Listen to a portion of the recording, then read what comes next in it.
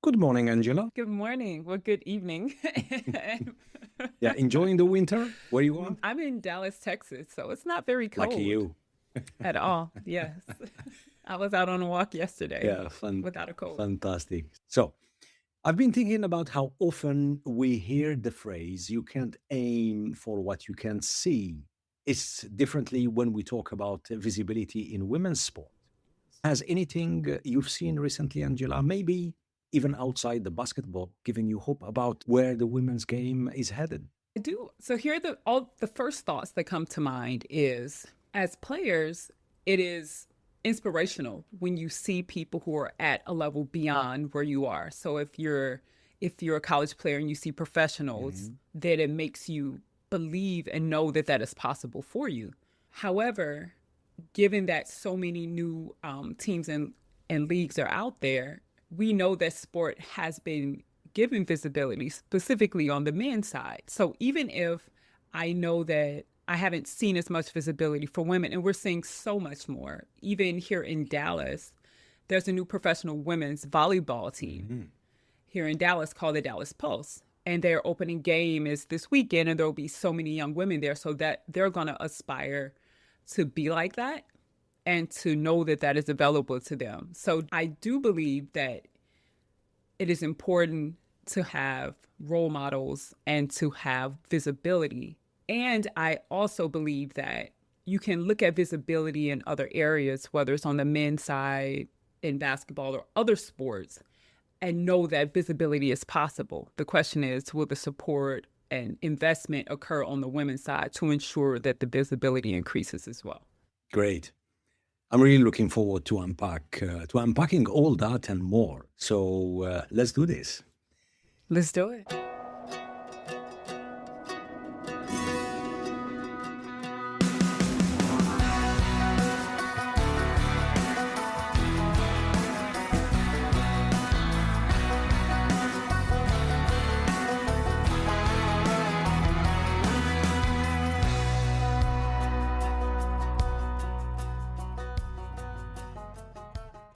The following is a conversation with Angela Lewis, former professional basketball player, coach, author, and founder of Lewis Consulting Group. This is PreZero Sports Talk Podcast, and I'm your host, Sid Bensalah.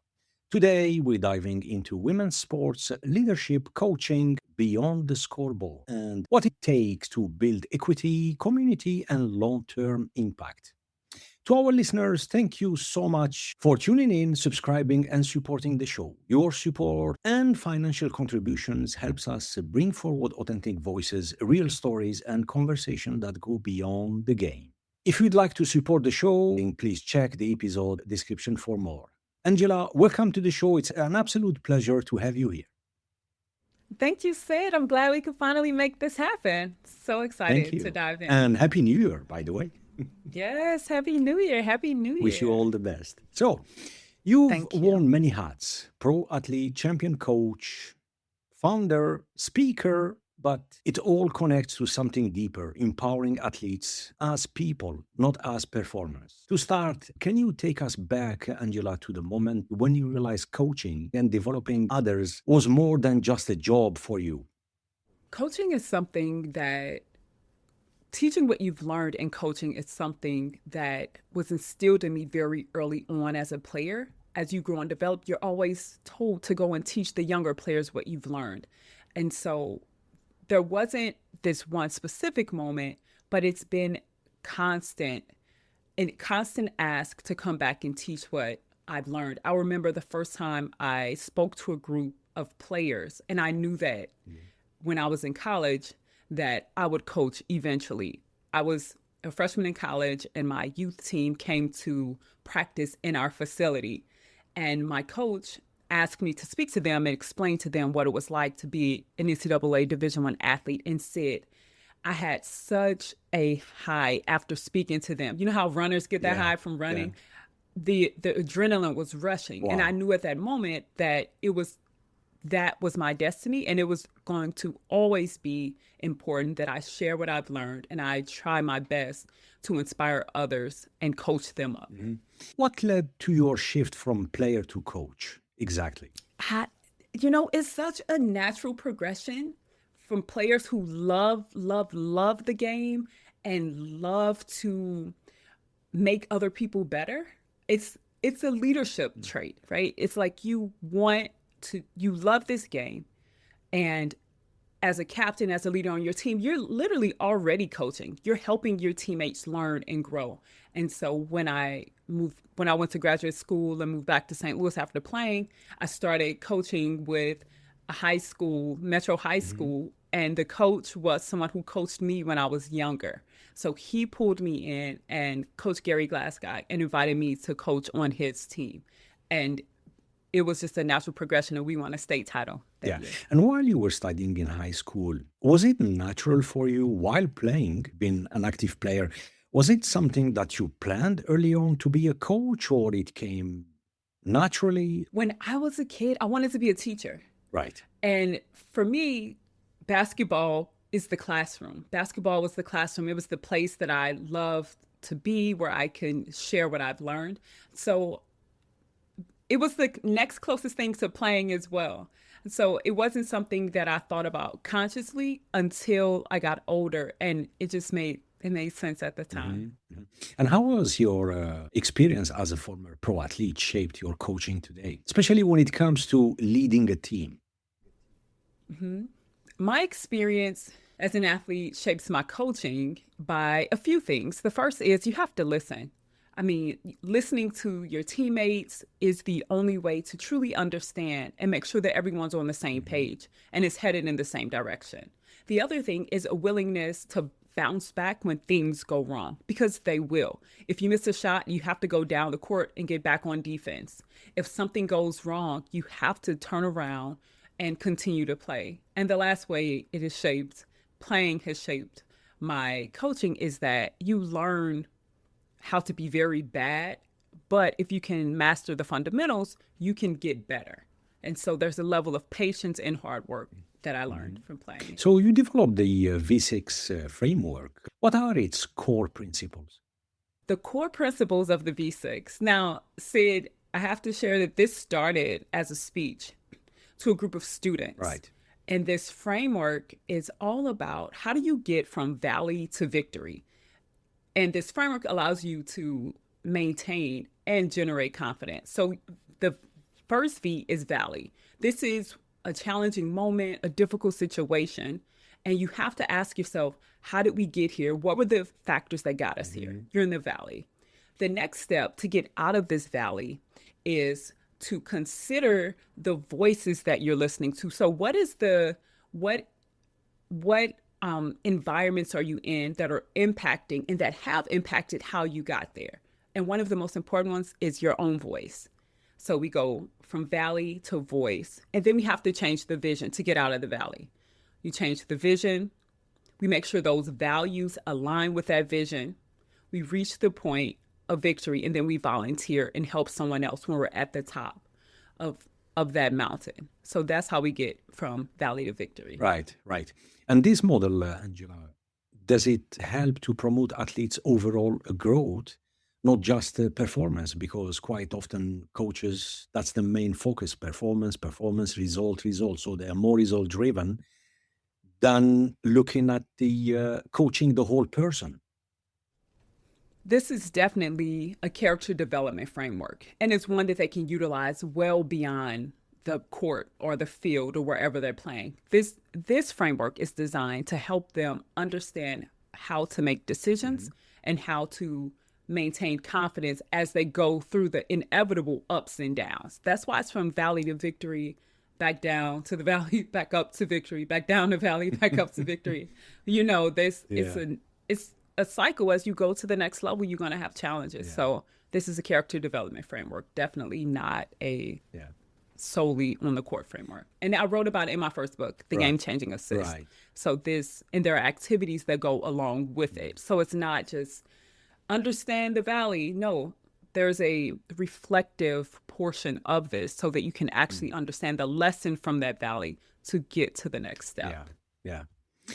I love talking on this medium about setbacks, failure, setbacks, not winning, not scoring, losing, not crossing the finishing line first. How do you deal with setbacks and failure? How do I deal with that? I feel it. and then I'll move on. Hmm.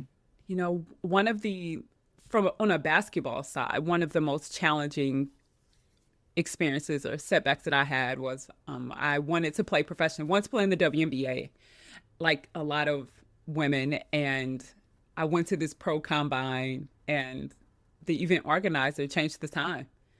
The time changed, and I get there, and everyone's leaving. I had worked so hard for this, and everyone was leaving. And then I talked to my college coaches, and they connected me with someone who was an agent in Germany, and that allowed me to go play in Europe and had an incredible time. But the way that I dealt with setbacks, one, I asked what could I've done differently, and what I could have done differently. She changed the time, but I didn't reconfirm the time.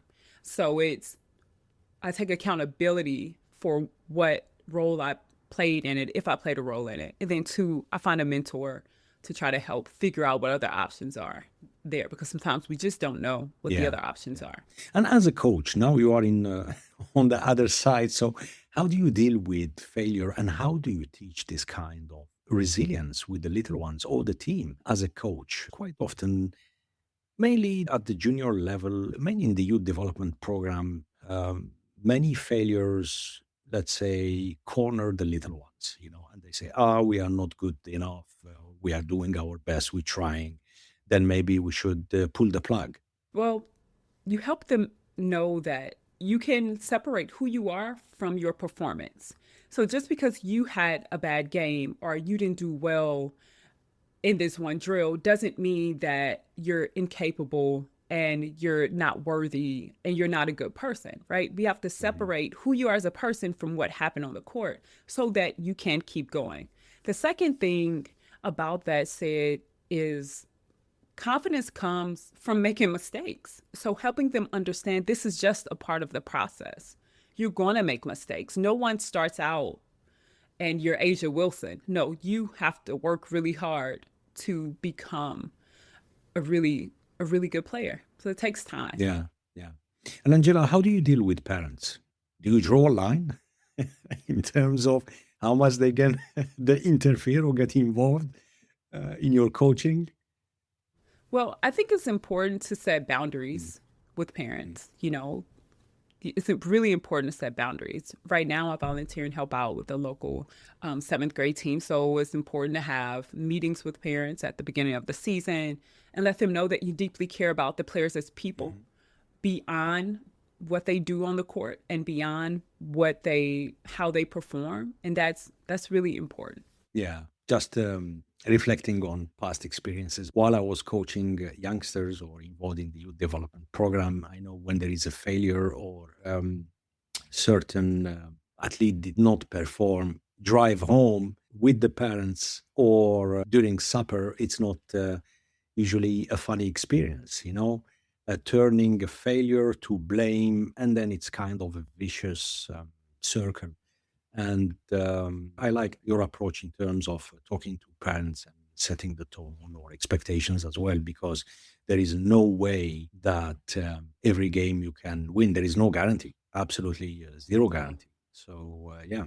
And talking earlier about coaching the whole person, why is personal growth, Angela, often overlooked in competitive sports settings? Because you have to win. It's often overlooked because winning, well, let me slow down a little Hmm. bit. There is personal growth inherent in competitive sports. You have to deal with yourself, you have to deal with your mindset, and you have to learn how to be a part of a team. And so much of what you get isn't stated explicitly. So it definitely happens by default. However, there is an opportunity for more leadership development programs, more character development programs to be embedded, even how to communicate effectively. It's not something that young people innately know. And through different programs and workshops, they can learn those things. Yeah, yeah. How can you build the trust with athletes in a results-driven culture? How do you build trust with athletes in a results driven Yes. culture? Trust is so important. And part of how you build trust is being honest and straight up with them. Hmm. I mean, that doesn't mean they're going to like it. That doesn't necessarily mean that they're going to want to hear that you need to be in the gym more or you're out of shape. or you need to work harder. And it doesn't even mean that they're going to get it in that moment. I have coaches who I've gone back to and said, thank you for being so direct and upfront, which felt like they were being harsh. It's like, no, you're not good enough yet. I had coaches tell me, you're not good enough. You need to work harder. Well, so trust is built over time, being honest and being willing to show them that you care about them as people. Have you been in a situation where there was, I will not say lack of trust, but trust was, or wrestling with trust with the specific athlete in the past or now? Yes, yes, yes. I just saw her face. Her face popped up in my head. Straight. Yeah. Would you like I to remember, share? I remember. Sure. There is a young lady, and I think it's part of his immaturity, you know? She just always had something to say when you try to coach her. She wasn't very coachable, but she was a good player. But could have been a great player. And I think that's the frustrating part as a coach. So she just didn't trust that she needed the additional help, additional work, and her attitude was terrible. Wow. She didn't trust the process or the person as a coach? I think both. I think both are aligned, because if a player trusts you, then they're at least willing to give the process a try. They're willing to, I've had coaches that I will run through the wall for, even if I didn't know I could make it through the wall, just because this coach said, go through the wall, Yeah. So we see that on all sides. Yeah. And the process to gain trust, is it difficult or depends on each individual? The process to gain trust in competitive sports, well, so we're talking about two things. We're talking about, do players trust that you have the competence to help them win games, and as a result you give them the game plan to go win? Do they trust that you care about them as a person? Those things aren't the same. So I've been on teams where we weren't great at all. I mean, I've coached teams where we weren't great, but there was trust because they knew we were trying our very best to help them win. But you've been on other side where you could be winning, but the team, there isn't a lot of trust involved either. So it's definitely a process, but it's important to know, do I trust that this coach or this staff has my best interest in heart? That's key. Right. We observe a surge in women's basketball recently, from Olympic buzz and excitement to the full capacity WNBA games, which it's quite popular here actually in Europe. Angela, what's driving this growth? I think there's three major drivers. The first driver is increased investment in women's sports. Right. We've seen a lot more investment in women's sports. And also what we've seen is increased visibility. The investment from having so many more games available to watch, having more streaming platforms. So we have technology which allows way more streaming platforms to show games, and we're seeing media deals that make a difference. We're also seeing accessibility to players, and this has been huge because of NIL and brand deals. Yeah.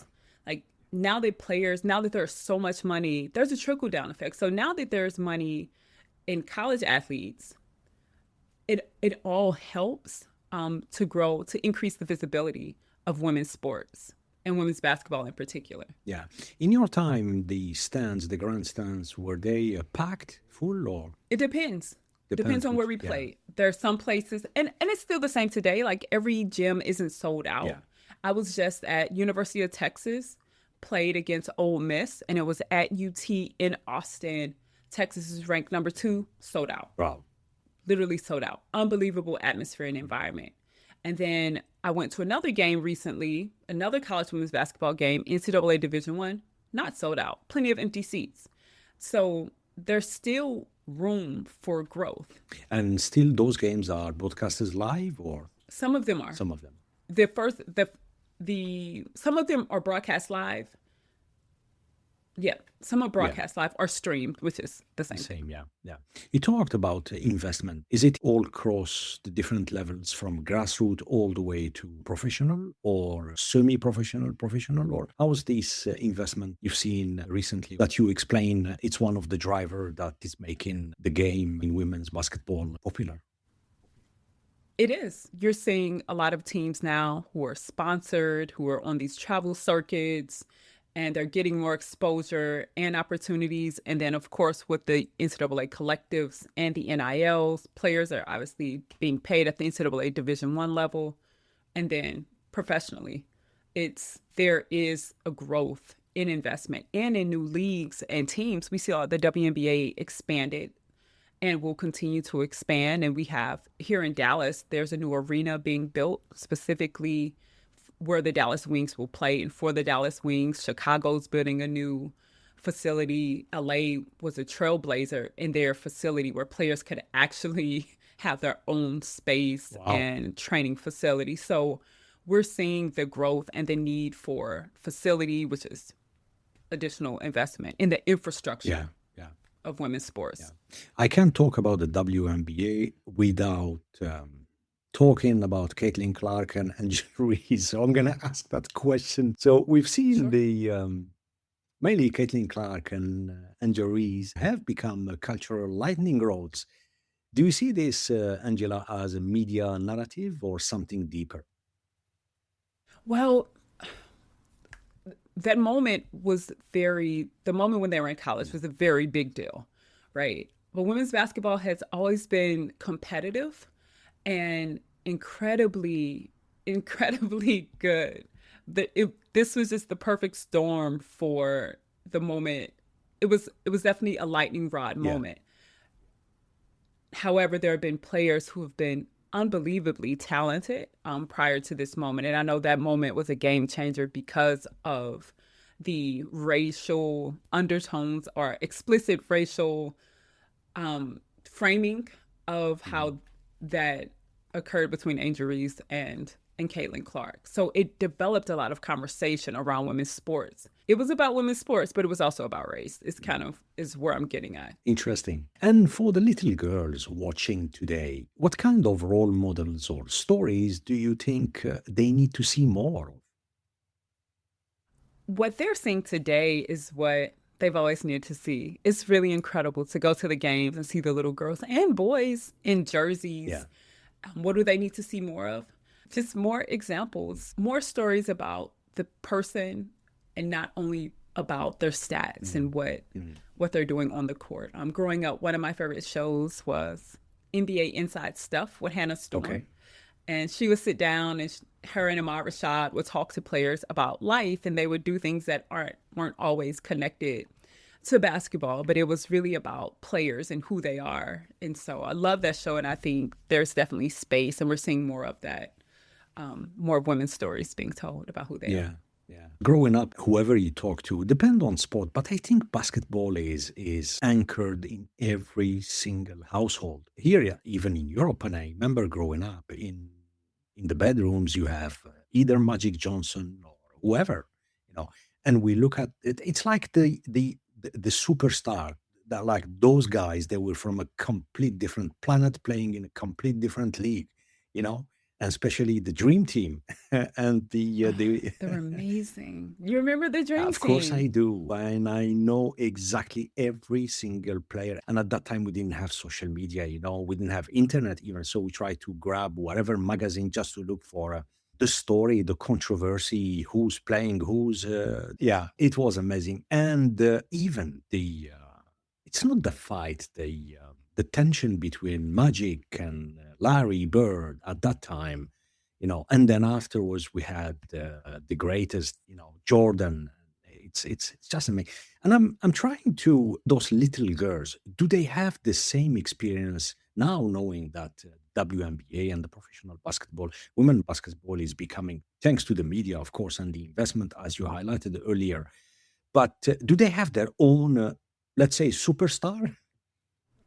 Absolutely. Asia Wilson is top tier superstar, 4-time Nice. MVP. She's won 3 championships. She has She has a statue at South Carolina where she played. She won national championships there. She's published a book. She has a foundation. Asia Wilson, of course. Angel Reese, of course. She's doing some incredible things off the court with her foundation. Flau'jae Johnson, Hmm. who's not even in the WNBA yet, who's a hip hop star, and they definitely have. There definitely are women who they look up to. Sabrina Exactly. Yeah. Ionescu. There are so many, and I love that they have all these women Mhm. who they can consider role models. What's your impression, Angela, from the final game from the last summer Paris Olympic between the U.S. and France? It was a really competitive game, incredibly competitive game, and I think we're going to see the LA Olympics. It's going to be tough, Yeah. but I love that it's even more competitive, and I love that, of course, the U.S. won. Yeah. I mean, that was I mean, electric. It was completely impossible to predict who's going to win the game. Women and as well, men. on the men's The side too. men's as well was tough, and I think that will push. Let's not make a prediction, but one thing is for sure, the LA Games is going to be yeah, super electric. They will be. The controversy, what happened between Caitlin Clark and Jerry's, my personal experience, I think the media has pushed the button quite a lot when it comes to racial, the way it was framed, because at the end of the day, no one knows exactly the true intention of a player. You know, the heat of the moment, you never know. Like you said, the adrenaline is rushing in the veins, and yeah. But how does the media's coverage and the portrayal of black women or other women of color in sports differ from coverage and portrayal of their peers, in your opinion? Oh wow. That's a really good question. I think if we look specifically at Angel Reese, she was definitely framed as it was a character flaw, right? She's a bad person, she's disrespectful. She was definitely framed as unlikable because of her willingness to just talk and be competitive. And if you've ever watched Caitlin play, she's competitive too. Like they both talk and they both talk at times, as do other players. And so there is beyond sport, we see the perception of Black athletes sometimes framed as overly aggressive or negative, bad people, Mhm. which is unfair.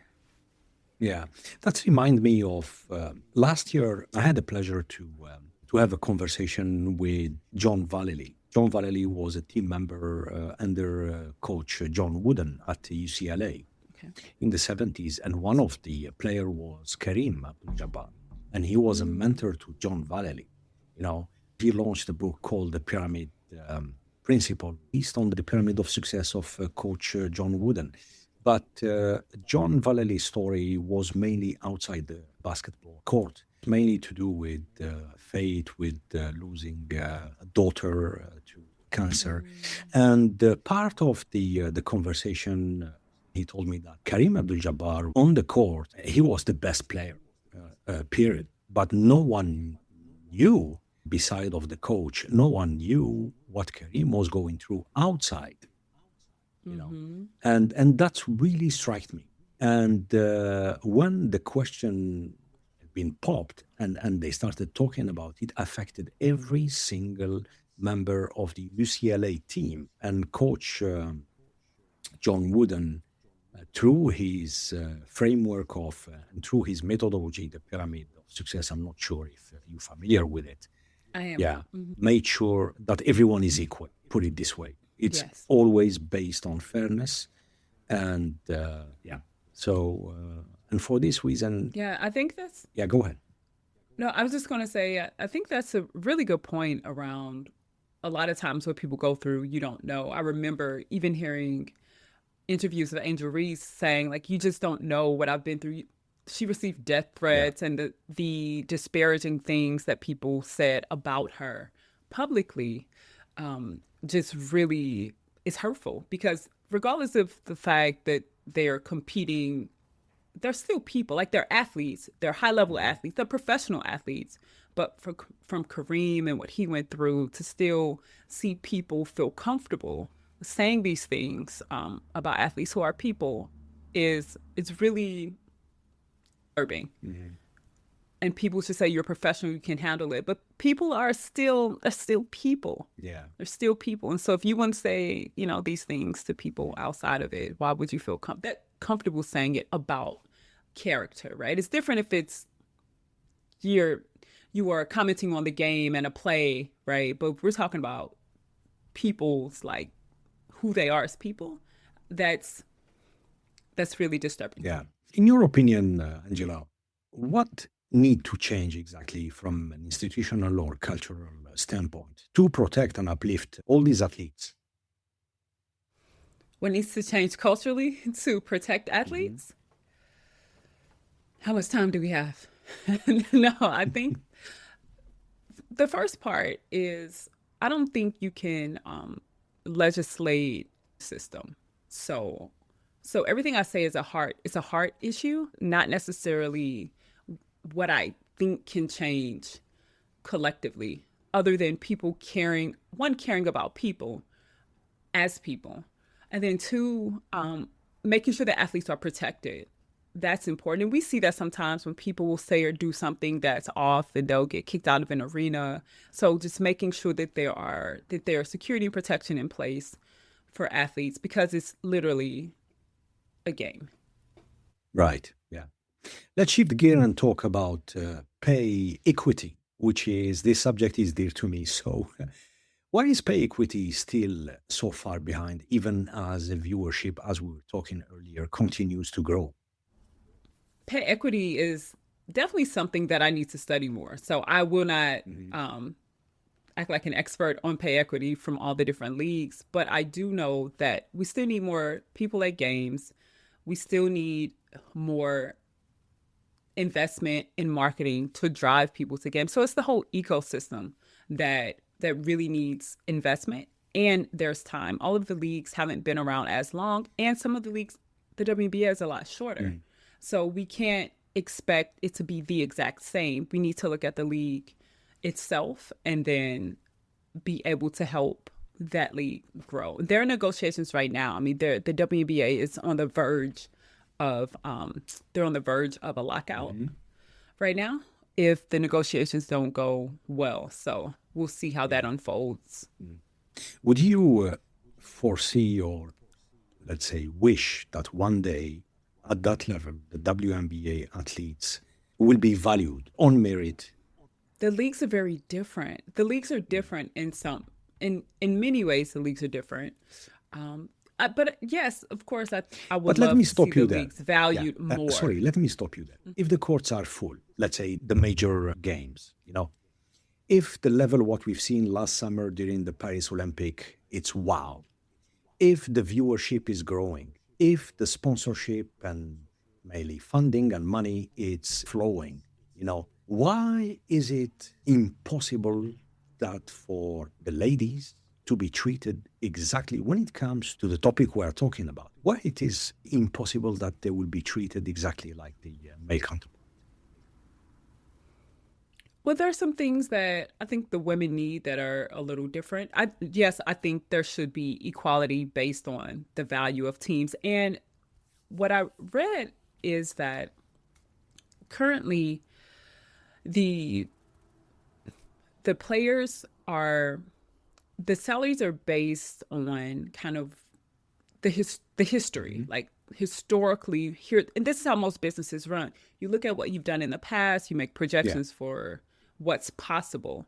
But what we're saying is a tremendous surge in growth. And so it's important to think a bit differently about the future, not only looking at what has happened at the past, because as you mentioned, we hit a lightning rod moment that changed everything. Right. The viewership is up 170% year to year. Attendance is up So we're seeing a lot Yeah. that is really shifted. But then, talking about the same topic, look what's happened with the US women's national soccer team because they had to fight for it. Now they are the first ever, historically, the first ever female women team in the world, all sports, got exactly the same pay. Unprecedented. Yeah, Equal pay, equal prize money absolutely. Yeah. distribution, revenue sharing. Yeah, it is definitely amazing to see. And what we are seeing, you look at people like um, Alex Ohanen, Mhm. Serena Williams' husband, and the investment that he's made. That Athos is the name of the women's track Yeah. league, right? Where they actually pay so much more and they have big events and they bring people out. Beyond track often was highlighted and invested in at a massive level during the Olympics. But now they have events throughout the year where people can still engage with the athletes can earn money. And you see leagues like Unrivaled that is in the US. Players don't want to go abroad. It's a different model than the WNBA, but it's still a professional opportunity. And players are paid well and they're very well taken care of because the league was created by Breanna Stewart and Afisa Collier, who are players. So sometimes disruption has to occur for equality to happen. So what I'm saying is the WNBA has work, but there are other people who have created leagues and created opportunities so that we can increase the level and try to level the playing field for professional women athletes. It may not come all the time directly from those leagues like the WNBA, but it will have to over time because other people are doing it and showing that those models work. Let's see. Let's Yes, see. yes, yes. Yeah. Angela, how has faith anchored your journey, especially during times of transition? Yeah. Faith is everything. I mean, faith, I grew up going to church with my mom Mhm. and my family, and prayer has always been a big part of my life. And I believe that God always has shown me the direction. And sometimes you get knocked, like you're in that valley and you literally can't see the other side, and it requires faith and constant movement. So faith is critical to my life. And in your view, how can coaches support athletes beyond statistics and trophies? Listening, asking what's important to them, because the athlete is just one part of who they are. There are some athletes, some people who are athletes who are great musicians. There are ones who love to read.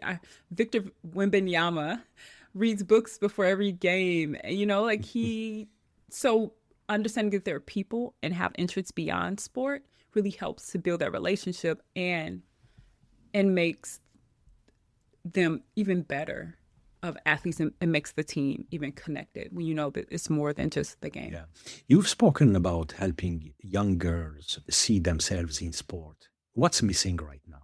What's missing right now in girls seeing themselves in sport? I would say what's missing is their voices. So a lot of times we talk to young people and we don't listen to them. So I would love to see more from them and their perspectives and hearing from them what they need so then it can be created in a way that helps them best versus us only assuming we know what they need. Yeah. How do you integrate leadership, sports, and community in your program? The way I integrate leadership, sports, and community, it's using all of kind of the principles from the book, right? So the Game Changing Assist talks about that 6V model. So not only can I host the basketball camp and clinic, there's these 6 principles and 6-week programs based on the principles in that book. Post Moves, the Female Athlete's Guide to Dominate Life After College, is all about how do you develop those professional skills such as communication, leadership, networking, and resilience that'll help you beyond the game. So workshops and programs around those is how I help. So you've written 2 books. What did you feel it was important to tell your story and to help others to do the same?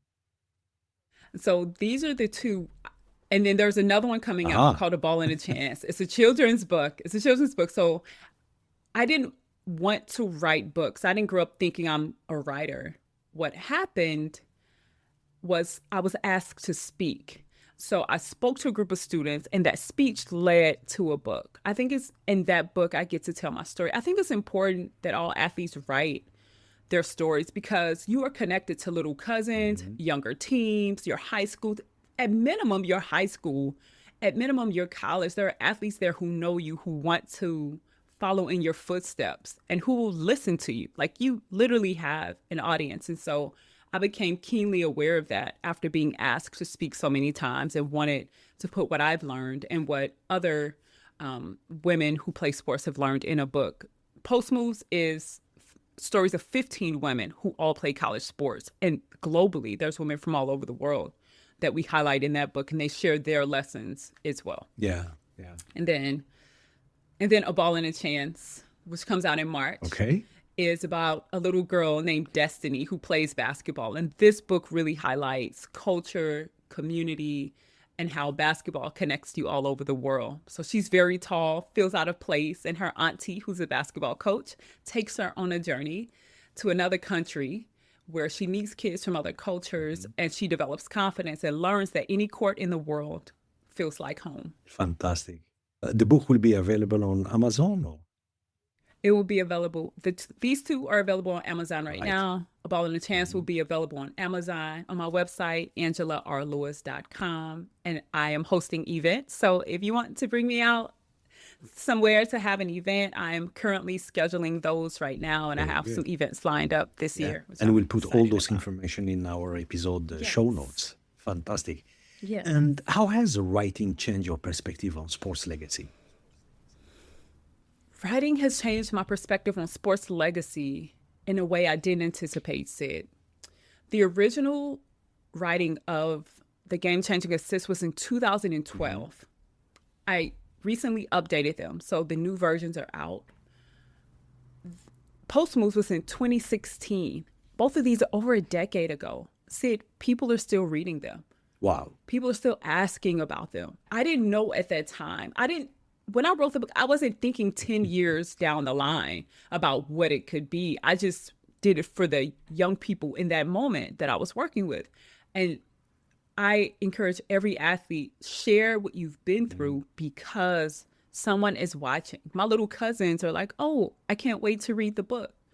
The 7th grade team, they were babies when these books came out and they read it and gave me tremendous feedback. So it's worth it. It is absolutely worth it this time to put your words and your thoughts together and tell me, share them. Let's talk about the writing process. Is it a straightforward process? Is it difficult? Do you start with the main idea at the beginning and then you close with the ending, or it's a reverse? How does it work? It starts with your intention. So what do you want them to know? Start there. And for me, I think in outline form. And so here were the kind of big themes I wanted them to know for the first book. And then I tested it. I just started talking about it, giving the speech, getting the feedback, and turned that into a book. And I revised it 50 times, right? So the first draft is never it for any of what I've written. And I just revised it, over a decade later. So I'm a believer in starting wherever you are and getting it out there and then going from there. The children's book was a little different because it's a children's book. And so I had to figure out the illustrations along with the words in the book. And so I started getting out there, tested it on people, getting feedback, test again, and then went from there. Right. And on that, what's one message you hope every young female athlete reads and remembers? In A Ball and a Chance, there's a line in the book that says, it's new, it's hard, it's possible. With courage and heart, you'll be unstoppable. Wow. It's new, it's hard, it's possible. So go take on the new things. With courage and heart, you'll be unstoppable. So have the courage to go after what you want in spite of your fear. That's courage. Go through it even when you're afraid. Heart means when I get knocked down, I'm going to get back up. When I'm tired, I'm going to keep working. So if you can have courage and heart, you'll be unstoppable. The one thing I want them to be is unstoppable, to know that they can be unstoppable because they have courage and because they have heart. That's it. Love it. Love it. What gives you hope for the next generation of female athletes? What gives me hope? My little cousin texted me and said, "Cousin Angie, I have a game on Sunday. Can you come watch me play?" Bless her. That they want to play. Nice.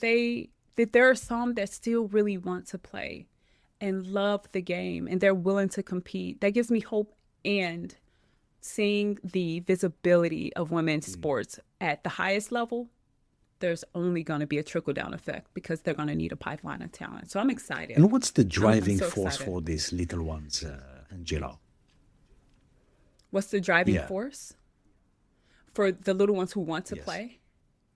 Youth sports gives you community. I think at the most basic level, you have access to friendships and you're able to play. And then it trickles up to being able to possibly play professionally or have a career in sports. So many young people want to stay around the game. Sports is a great escape. It's so much fun and you can learn and grow in that environment.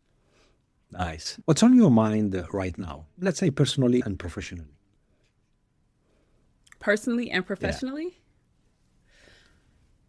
Personally is, oh, that's such a good question.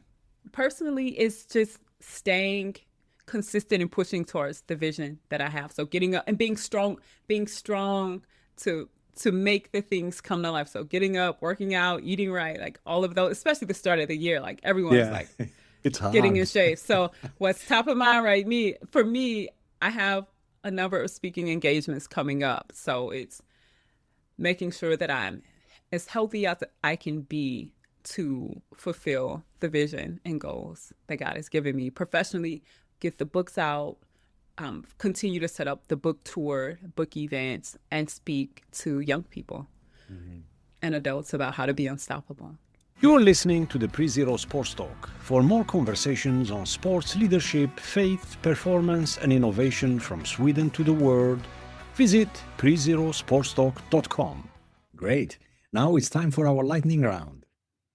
Oh, all right. Ready for Let's do speedy it. Q&A? I am. Great. What sport did you try once and immediately realize, no, wasn't for me? Soccer.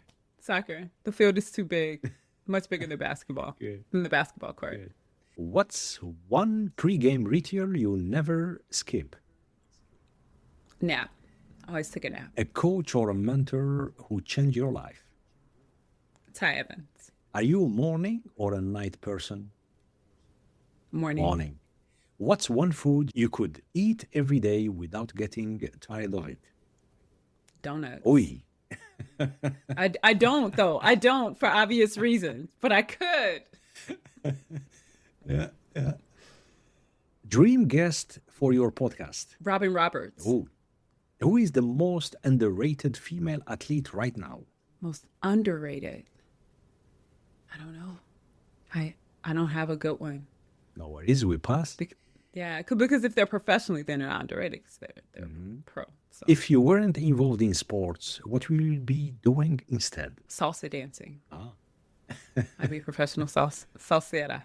If you could have a dinner with a historical figure, who will it be and why? My granny. My mom's mom. Yeah. I never met her. I mean, she was deceased before I was born, but my mom speaks so highly of her. I would love to have dinner with her. Lovely. Nice. Is there a place you'd love to visit for a speaking engagement? Yes, I would love to speak in LA at the Olympics. The Olympics in 2028? Absolutely. That would be Nice. amazing.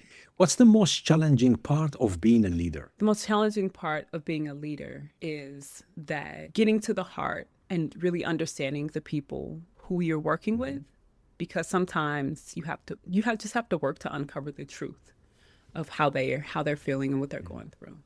Who is your favorite WNBA team or a player right now? Wilson. I mean, what she's done on and off the court, have a lot of respect and admiration for her. Yeah. What's something you've changed your mind about over the past year? Over the past year, I've changed my mind about how much time we have to do the things that we want to do. My dad passed last year and my sister-in-law. And so last year was really a tough year. And so I have more urgency than I've ever had before. In one word, what does leadership mean to you today? Listening. And finally, a piece of advice or wisdom to our listeners on any topic. Give just a little bit more. Yeah. Serve others from the purest place of your heart, because the ripple effect, you don't know what people are going through. So there's a ripple effect that will bless other people. And so try to give a little bit more. Angela Lewis, thank you very much for joining us today. It's been a pleasure. Thank you. Thank you so much for having me, Sid. I've really enjoyed our conversation. And before we wrap up, where can listeners connect with you or learn more about your work? You can connect with me on LinkedIn. Please send me a message on LinkedIn. I would love to connect. Angela R. Lewis. You can go to my website, AngelaRLewis.com, or connect with me on Instagram, the Angela R. Lewis. And Sid, I'll tell you the 6 V's, and we can put that in the show notes if someone wants to use that with their athlete. Absolutely. And to our listeners, I leave you with a few words from Marianne Edelman. You can't be what you can't see. This captures so much of what today's conversation was about: visibility, voice, and being a force for change, especially for young women in sport. Thank you. Thank you. We want to thank you for joining our show. If you enjoyed this episode, we have more for you. You can now watch the entire episode on our YouTube and Spotify channels. While you're here, subscribe and don't forget to tap the bell. Visit prezerosportstalk.com to explore more conversations on sports, leadership, faith, performance, and innovation, from Sweden to the world. Until next time, stay curious, stay inspired, and make a difference. We'll see you soon. Take care.